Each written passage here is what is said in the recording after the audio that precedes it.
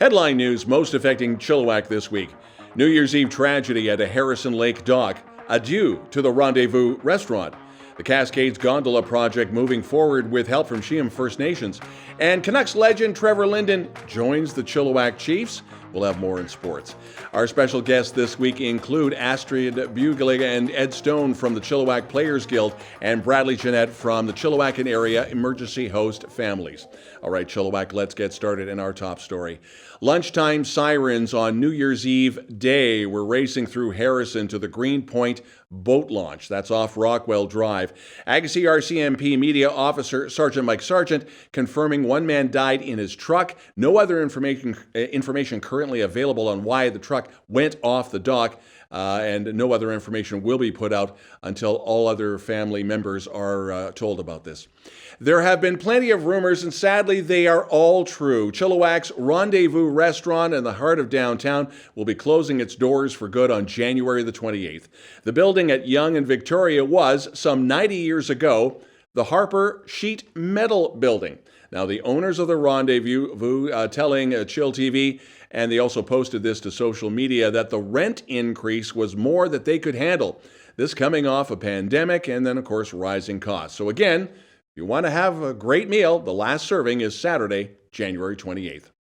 Over the New Year's break, many people were checking out that ice jam on the Fraser River just west of the Agassiz-Rosedale Bridge. While there is no threat to the bridge or the communities downriver, there were safety concerns for kids and adults that were climbing on the flow. The pictures really don't do justice to the view. Some of those chunks are about 10 feet thick. It has been quite a few months in the news or quiet few months rather in the news for the proposed Cascades Skyline Gondola Project.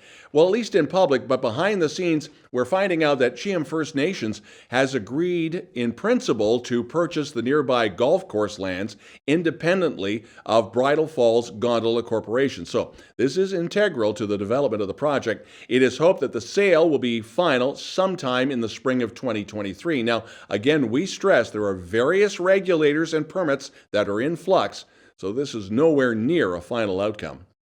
The cold snap in December creating a ton of problems with frozen pipes.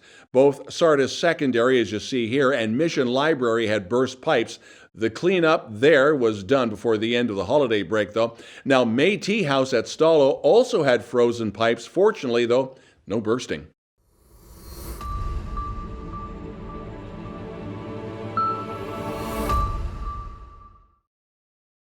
Environmentalist and Indigenous elder Eddie Gardner putting out the call to send gratitude, love, and respect to salmon, cedar, and water. It was the annual New Year's Day ceremony at the Vedder River. This year, Gardner led the celebrants at the Great Blue Heron Reserve. A full slate of pictures can be found on his personal Facebook page. Close to 60 people showed up for that annual New Year's celebration.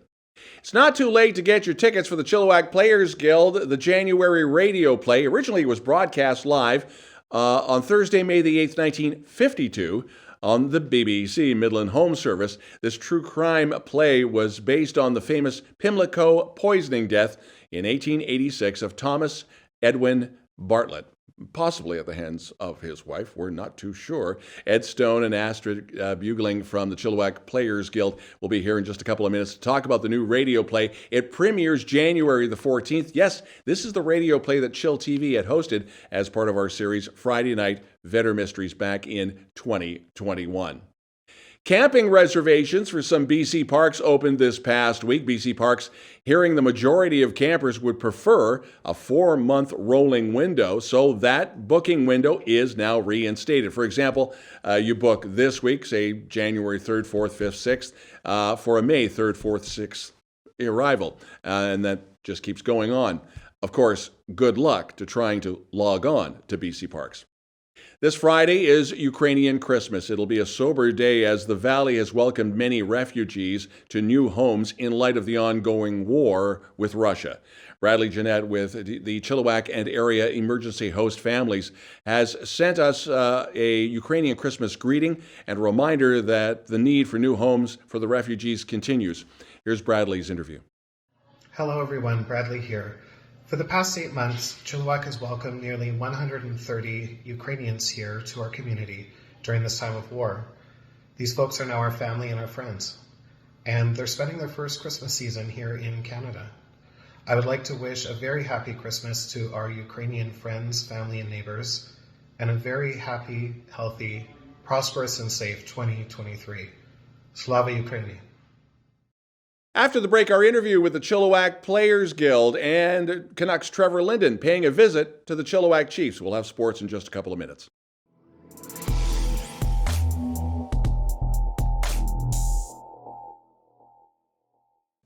chillTV's News of the Week continues with Astrid Beugeling and Ed Stone, Chilliwack Players Guild. So if this interview goes off the rails, it's because you have three ham actors all trying to have some fun here. I guess we've got to set this up. We have a radio play that in 9 days' time is going to air that we didn't do live, but we did here on chillTV, and then we didn't do. So you guys let us know. Give us the background. You nailed it. You nailed it. Yeah, that's right. That was pretty good. Yes, basically. Yeah. Go ahead, Astrid, you say it. Well, yes, we were going to, the Chilliwack Players Guild, Yep. we were going to stage Mystery in Pimlico, which is our third in the series of radio plays that we want to do. And something like a pandemic called COVID happened, so it stopped that. Yeah. And then, of course, I was, contacted by Barris about doing some on chillTV, and that's what we did. And great. here we are. Now we're going to actually stage it for real. Now, if you want to see what we did or what they did, this was back in 2021, because now we're 2023. Friday Night Vetter Mysteries. It's on the YouTube channel for chillTV. So for those who... Yeah, we did all four. Oh, we did all four, yeah. Right. So this Mystery at Pimlico, it was originally a BBC? Yes, it was. My father wrote it originally in 1952. Lineage, It was put on, and it was a little controversial at the time because it involved a woman who had supposedly poisoned her husband. Oh my! I know, right? Anyway, we won't tell too much about the story because it's going to be showing again. Yeah. But we did do it with chillTV. Yeah, it was fun. So anybody wants to see it, they can see it prior to. Well, this is the other thing is that when we did it on television, but doing it now this will be in the smaller The theater, Rotary Hall. the Rotary Hall. Yeah. But you get to see what it would look like if you were there, or any radio play of the genre, so tickets are still available, or? Yes, they are. Okay. And we're doing two shows. We're doing one at 1 o'clock. This is Saturday, the 14th of January. January 14th, yeah. And then another show at 3 o'clock. So all panic happens in between the two of shows course. while we try to get organized. Oh, you mean the director gives you notes? I know. Inside joke, but if anybody's done theater, you know what we're talking about. Now you've got another radio play down the road, or it's in the flux, or what's going on? Yes, Yeah, we do. we have the fourth one is called The Gallows Does Well, and which we did on chillTV. Okay. So we will be staging that too, and probably, I'm guessing summertime. We try to do it when the Guild's not busy doing a show, and the next show they're working on is the Book of Will, and that goes up in April. But then it's also going to be entered into the Zone Festival Theatre BC, and if they win, then they go on to. So it could go on and on. So Very cool. we'll see. So are you looking, by the way, for resumes and CVs and audition tapes for other actors, or you just want the spotlight all to yourself? Well, we are looking for other actors, aren't we, for some of the other shows? Well, we always are. But not for this particular one. Not for this but one. I think what I try to do is reach out to the cast that actually aired it on chillTV first, which is what I did for this one. And sometimes people have moved to. I have one guy who's moved to Kamloops, so people move on. So you just try and find some other people. And it's not too hard to find actors. Yeah. Actors or hams. Oh, never mind. Yeah. Well, there's that. The thing about doing a radio play, though, do you have the bells and the whistles and the sound effects that we get to see as well? Or do you have to really keep... I mean, in this day and age of digital, you don't have the hammer on the anvil type of thing. No. But we do. We try to do as many live sound effects as we can because the audiences really enjoy that as part of watching it. Yeah. This is the interesting thing about what we're doing is, back in the 50s when Austin Stone wrote these and they aired them on BBC, they did it in a radio studio. People didn't see them; they just heard them, right? Yeah. So actors didn't have to wear costumes or anything like that. Well, so we're doing an actual like a presentation of a radio play, if you will. So it's still sort of a staged reading. And I'm added something a little bit different this time. I've added costume bits. Okay. So it's actually set in 1886. So we've got period looking costumes, like it could like a judge's robe and the wig and that kind of thing. So the audience can get a sense of who the characters are. Some of the actors are playing duplicate roles. Because, you know, I might ask them to read for a character, but they only have 2 lines or something. Yeah. And so I get them to read for another character. So that's kind of fun. So the audience because you've got an audience there watching what's going on. So that's going to be a nice little touch, yeah, I think. I mean, I think initially I was a little against having, you know, dress up stuff. Because there's a radio play, right? Everyone's supposed to close their eyes and listen as if they were... But, you know, as we went through the first rehearsals, it made a lot of sense. It made a lot of sense, yeah. To have the audience participate a little bit better, you know, with a little bit of costume.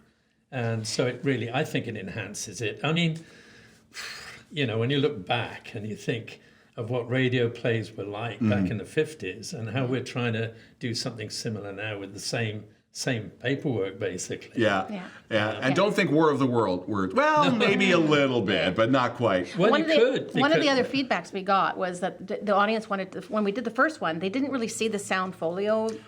And so they really liked that. Yeah. So then the second time we did it, we had center stage and a little higher, and we're doing the same thing this time. So the audience, so they're being able to watch like the actors in their costumes come up and go down like from their chairs to the microphone, but they also get to see the sound folio. Yeah. And of course, some of the things are recorded because you know, sound effects or music or whatever. Yeah. But everything else that's live, like footsteps, doors opening and closing, that's all going to be done live. It's funny, Don, that you should mention War of the Worlds, because just soon after my father wrote this, Orson Welles did a series on radio of different crime effects. It was called The Black Museum. Okay. And one of the stories was this one. So, wow, you know, tie-in. And very cool. Since then, many people have written about the same crime. Yeah. And it's become quite popular over the last 50 years as a result. If you want to see how it was done in a 2023 setting, this is where. Astrid, Ed, big thank you. Chilliwack Players Guild, 2 shows, January the 14th. Now, this will be in the smaller hall at the Chilliwack Cultural Center. Tickets are still available through the Cultural Center box office? $12. 12. Hey, again, a big thanks for coming in. Hey, Thank you so much. Thank you. And you're watching News of the Week.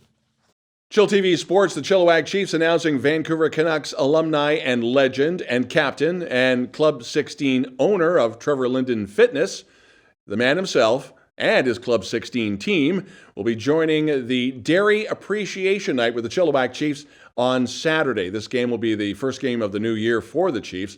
Fans will have an opportunity to meet Trevor between the first and second intermissions and at the Club 16 Trevor Linden Fitness Concourse booth. And you can also pre-register for memberships. And that will be at Trevor Linden Fitness. That's opening at Cottonwood Mall later on this year. Chilliwack Jets are back in action on home ice after their Richmond tournament in front of the Scouts. The Jets will be hosting Langley 5 o'clock Sunday afternoon at the Sardis Sports Complex. The Christmas break is over for the UFV Cascades men's and women's volleyball teams. They are in Calgary this weekend for games against the UFC Dinos. University hockey is back with 5 different Trinity Western Spartans finding the back of the net in last weekend's 5-2 win over SFU. The Spartans men's hockey team take on Saskatchewan at home this weekend at the Langley Event Center. You can now register for the 2023 season with Chilliwack Minor Fast Pitch Association. The off-season training is now up and running, which is every Thursday night from 7 to 9 p.m. at the Sports Landing Center. So just go to their website for more information.